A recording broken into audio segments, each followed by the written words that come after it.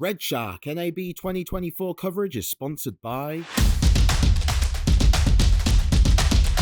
Hello and welcome to Tuesday at NAB Show 2024. I'm David Winter here with Red Shark News, and I do not know where Chris is.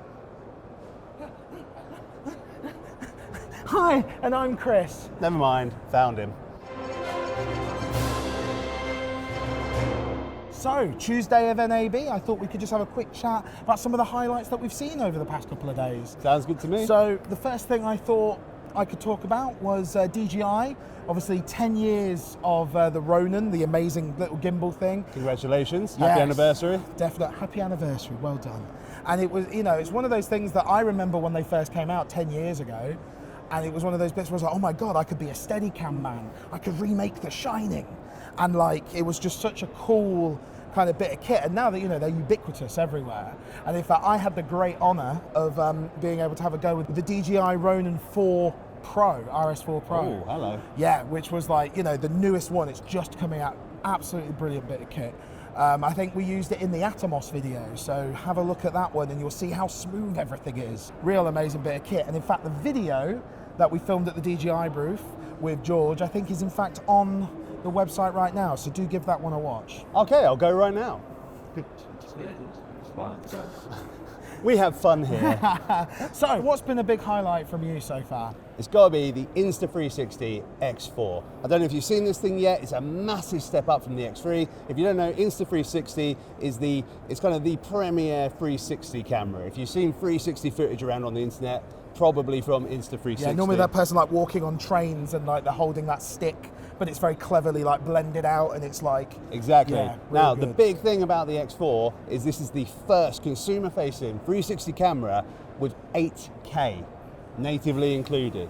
So all it's doing is it's taking half-inch sensors, it's stitching them together and giving you an 8K output. So now, yeah, when you've got influencers running around, you've got extreme sports people, you just want to share the world around you, you can do it in beautiful, crisp 8K footage. You can also do 4K as well, obviously. You can go down to 2K to extend your shooting options. But yeah, just the versatility of this thing is incredible. It's such a small form factor as well, being able to film something in such ridiculously high resolution. Yeah, it is mind-blowing. Yeah. The fact that we've arrived at that point. Yeah, definitely. And in fact, we were talking about this highlight earlier, just quite how many robot arms there are about.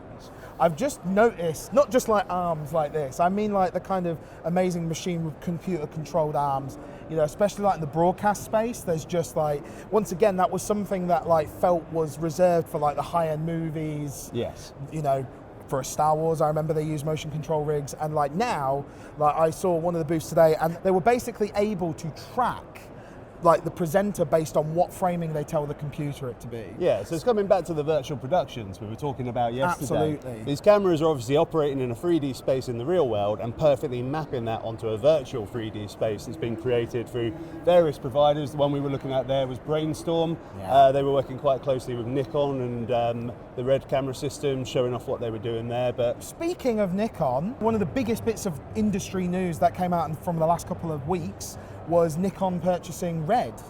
Yeah, unless you were sleeping under a rock, you must have seen this. So, very exciting to see them at their first big public outing, right? One of the biggest trade shows of this industry in the world, and we get to see what their vision for the future looks like for the first time. And what was their vision for the future? Well, let me tell you, Chris, we don't know because they wouldn't tell us. No.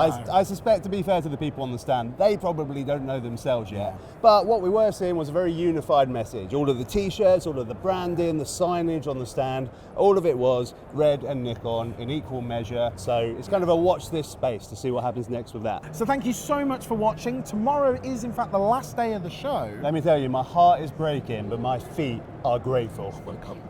Stay tuned on Red Shark News for all of your kind of more detailed updates. There's so much going out, it's really exciting. And stay tuned for tomorrow. I've been Chris Wells. I've been David Winter. See you then.